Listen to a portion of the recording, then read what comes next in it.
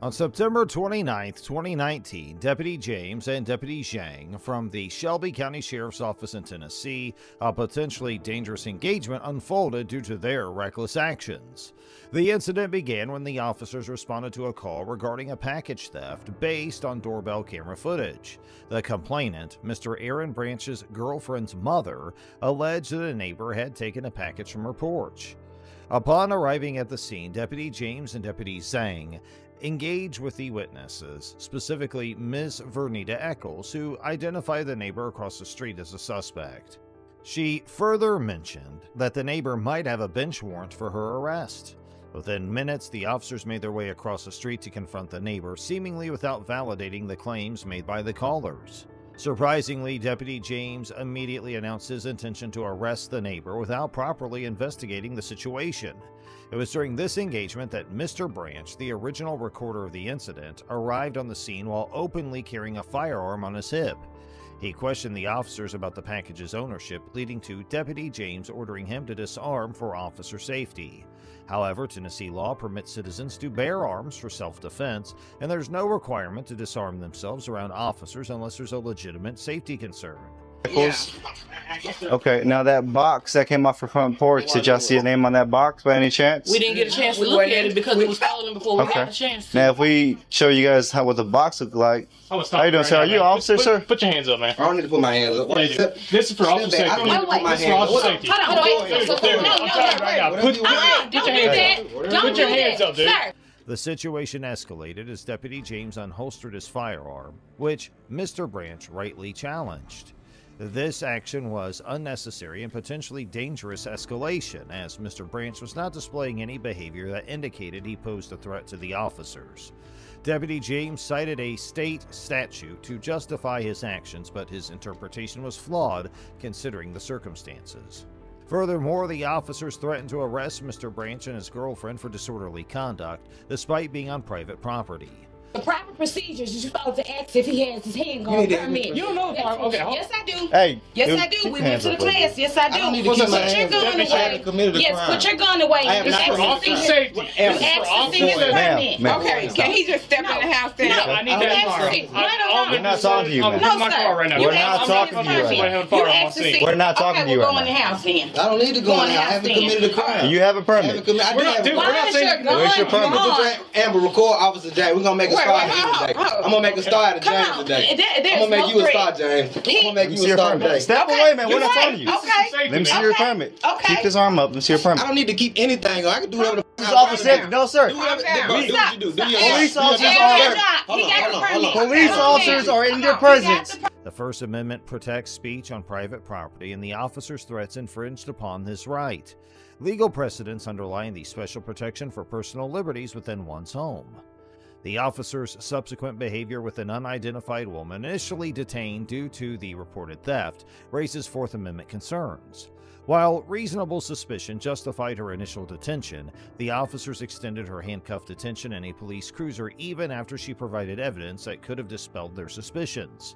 Courts have ruled that such extended detentions could transform investigative stops into arrest, violating the Fourth Amendment. There it is. Okay. That's not You go to how law the school? works. I did go to law school. Okay, you passed the bar? I did So pass you're the a bar. lawyer? I am a lawyer. Okay. I don't have to Just disarm go in the myself. house. That's not how the Just law go in the works. house. Come here. I'm not Come here. going anywhere with Come you. here. Just go I in have the not house. committed a crime. They know I haven't committed a crime. Okay, They know I have not Everybody committed a crime. Huh? Amber, I want you to record them. I'm gonna make stars out of both of them. James and Zing. I'm gonna make big stars out of them. I love tyrants. I love tyrants like yourself. Either you step inside or you go to I'm jail. a private. I'm a law-abiding citizen. 5, 4, I'm not your child. Wait, hold on, wait. I'm not his child. Bro, you're not scaring nobody with that fucking permit. question or whatever. You're not talking about. Despite these issues, Mr. Branch managed to de-escalate the situation through assertive dialogue. He challenged the officers' actions while maintaining composure and asserting his rights. Eventually, the officers released the detained woman, but not without her being held for an excessive duration. Now, let's move on to the next investigation. In an incident that occurred on July 3, 2021, officers from the Elkhart Police Department were called to respond to a disturbance at a hotel in Elkhart, Indiana. The officers stopped 3 teenagers whom they believed to be responsible for the disturbance and demanded that they identify themselves. As tensions began to rise, one of the bystanders at the scene started recording the encounter. who I am. It doesn't matter. Talking about us. It doesn't matter. It doesn't matter. He doesn't want you guys back here. And to verify that, I need your names so that if you do show up again, you can then go to jail. Okay? So what is your name? Before I put you all in handcuffs and take you all to jail. Okay. Then you're gonna. I ain't gonna lie. I ain't going to jail, man. Okay. What is your name? Y'all ain't got no ride, man. We do. We waiting. Despite the potential escalation, the officers did not conduct a thorough investigation into the situation. According to best practices for police interactions, responding officers are expected to perform comprehensive preliminary investigations, including interviewing witnesses to accurately determine suspects. However, the officers in this case seemed uninterested in investigating further and instead continued to insist that the teenagers provide their identification. Because we can't verify that you are the parent or guardian? We can't do that. So, again, I'm going to ask again before you all go in. Does that make sense? What is your name? Like, we can't just release it. Let me talk to them. Let's talk to them. But if they weren't part of the confusion, then I don't understand what's going on. I told you multiple times. The boys and bystanders maintained that they were not involved in the initial disturbance, but the officers did not seem willing to consider this possibility. The officers' conduct raised questions about their failure to follow proper investigation procedures, even though there is no legal obligation for police officers to conduct in-depth investigations. You're not in trouble, man. But if you keep playing this game with us, I want him to come out here before I say anything else. They gone. They went out the back door. They went out the back door. No, I'm talking about the manager that said that we was because he know it's not us. No, it wasn't them. Exactly. That's why I want him to come out here. He doesn't want to come out here right now. Okay, Man, he has a job to do, which is inside. No, because he doesn't want you inside. He doesn't want you on the property. He don't know it. The bystander recording the incident questioned the officer's authority to detain the teenagers based on Indiana's trespassing laws.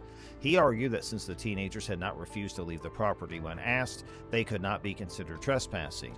The officer countered by citing Indiana trespassing law, which allows charges to be brought against individuals who knowingly or intentionally refuse to leave private property after being asked to do so by the property owner or their agent. However, legal precedent indicated that a police officer who is neither the property owner nor an agent of the owner cannot create a trespass violation merely by asking someone to leave and then arresting them for noncompliance. In this instance, the officers were acting in their capacity as police officers and not as agents of the property owner, so their detention of the teenagers on suspicion of trespassing seemed unjustified. These are not them. These are not them. So would you like these gentlemen also trespass on the property? We didn't have nothing to do with it. Yes. No, they had nothing to do with it. All right, man, get my... Stand up. The other dude jumped out the gun. It was taller boys who are probably already all gone because they knew that you were coming and they don't want to That's what deal I with said. police. Until he come out here. That's right. Fair enough, but when I walked in, he pointed to you gentlemen. Man, that's Right all now, I you him to just come got out. my- You you just got got for my nothing. You It got wasn't for nothing. You didn't want to come out. It wasn't that hard for him to come out here and clear it up. He trying to put it in here because take me to Sure, jail. because you're not cooperating. You're not doing his It's job easy right. for me to control the Not doing his situation. job right. I am doing my job right. See, y'all don't know What's your name, badge number? He was talking about. They was in there talking about gunplay with this dude, man. That's Sure, why I said and y'all when I didn't got have here, nothing to do with listen, it. when I got here, Yeah. he pointed to these gentlemen. We told you it was Okay. The description that he gave. I can't take your word for it when he pointed to you. Furthermore, Indiana law does not have a stop and identify statute that mandates individuals to provide identification during criminal investigations. The statute requires individuals to provide identification to law enforcement officers, and that only applies when someone is stopped for an infraction or ordinance violation. This means that the officer's demand for identification lacked a legal basis.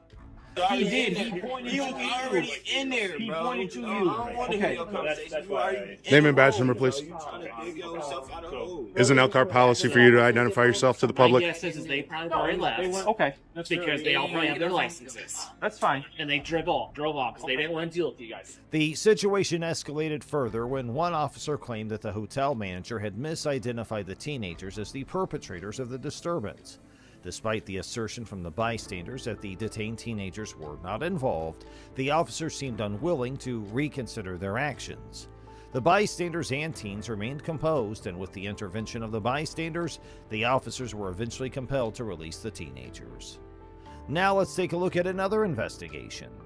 In a notable incident on June 12, 2020, a confrontation between an Amazon delivery driver named Deja Murphy and property owner Keith Miller in Lowell, Indiana, has brought to light the complexities of enforcing laws on private property. The incident, originally reported by the Times of Northwest Indiana and discussed on Lackluster's channel, involves issues related to traffic laws, private property rights, criminal confinement, and police authority. The situation unfolded when Miller, convinced that Murphy was speeding on his property, employed his truck to block her exit. Good luck, buddy. No. Bottom line is, I need your ID. Sure. You're going to pull your truck in your driveway. Yep. I'm going to get her information. I'm going to do a report, and we're going to go about our day. I'm going to get my wallet from my office. Huh? No, you're not. You're going to just give me your name and information. Oh, sure. I'm going to... You want me to write it down for you? Yeah. I don't need... I'm not spending all day with this. This is ridiculous. I asked, and we have since put cameras up. I just said... What's your last name? Miller. M-I-L-L-E-R. He proceeded to demand her identification, thereby initiating a tense standoff. Responding to Murphy's call, Officer John from the Lake County Sheriff's Department arrived at the scene. He clarified that he lacked jurisdiction to enforce speeding laws on private property, igniting a discourse on the distinction between public roads and private driveways. Indiana's legal framework underscores the limited jurisdiction of traffic laws on private property.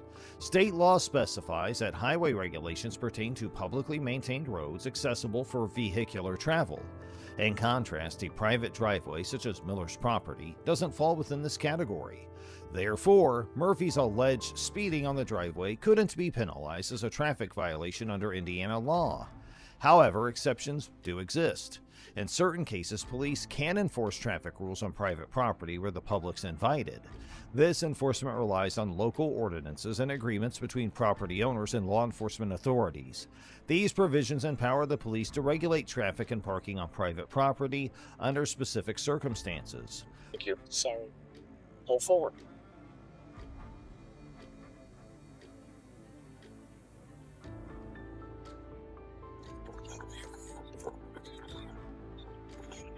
Okay, ma'am. Okay. I need your license. Okay. And may I ask why the Because you called the police, he called the Okay. police, Just making and sure. I'm called here. That's why I need your information. That's all the information I need. And he's upset because you were speeding. But I y'all told him was- he couldn't do what he's doing. And And you're also going to go on your was- way, and if you have any issues, you and your company can stop delivering here. Okay. How's that? He came to my door. That's what bothered me. He came in my door, opened the door, told me to get the hell out my door. While these local ordinances may not encompass the full scope of state traffic laws, they still grant authorities the capacity to uphold specific regulations. Miller's actions also raise questions about potential criminal charges. Officer Marshall suggested that his conduct might align with the crime of criminal confinement, defined as knowingly or intentionally restricting another person's liberty without consent. That's harassment. You know what? Let's stop. Okay. We're going to do a report. We're going to go about our day. It's harassment, though. Everything's everything. You know what? That's harassment. There'll be a report on file. While Murphy's situation didn't precisely match this definition, it highlighted the broader issue of maintaining public safety and individual rights on private property. To the prosecutor's office? This is Lake County? Yes. We'll give you a case number. Yeah, I want the case number, please. It'll be on the report, sir. What's your name? It'll be on the report. It's Marshall. Marshall? Okay. And tell your friend on the phone, That's I'm my not friend. upset That's with you. That's my brother. Oh, That's my brother. you know what? You know where everything's going on? That's the only reason why I'm Everyone's fine. We're here. I don't need your brother telling me my job and what we need to do. I think you need to get a hold of your supervisor and tell him Oh, what... no, we already talked. Okay. She was on the phone when all of this Get a hold of your happened. supervisor. What's the phone number you can reach that? 219-779. The incident also touched on the concept of harassment. However, Indiana law defines harassment as involving communication with an intent to harass, annoy, or alarm another person without legitimate communication. Because this definition doesn't cover in-person interactions, Miller's actions toward Murphy, while unsettling, might not fall within the legal definition of harassment. Fundamentally, the incident underscores the scope of police authority concerning private property and the need to strike a balance between individual rights and public welfare. Indiana's police power enables the state to enact reasonable restrictions on private property to ensure community safety, health, and morality. While the jurisdiction of traffic laws on private driveways remains limited, criminal violations, regardless of the location, can still lead to police intervention. Enforcers of law who are tasked with maintaining public order, protecting individuals and property, and preventing and investigating crimes. That is what being a police officer means, or at least that's what they are trying to do. Instances have aroused where police officers have misused their authority, employed excessive force, and violated people's rights, particularly those from marginalized communities, leading to distrust and fear of law enforcement. Are they subjected to such power? What are the legal repercussions for them, however? And most of all, would they be treated differently when compared to the masses? Join us as we take a closer look at two of the most uncanny cases that could make question the judicial system as a whole.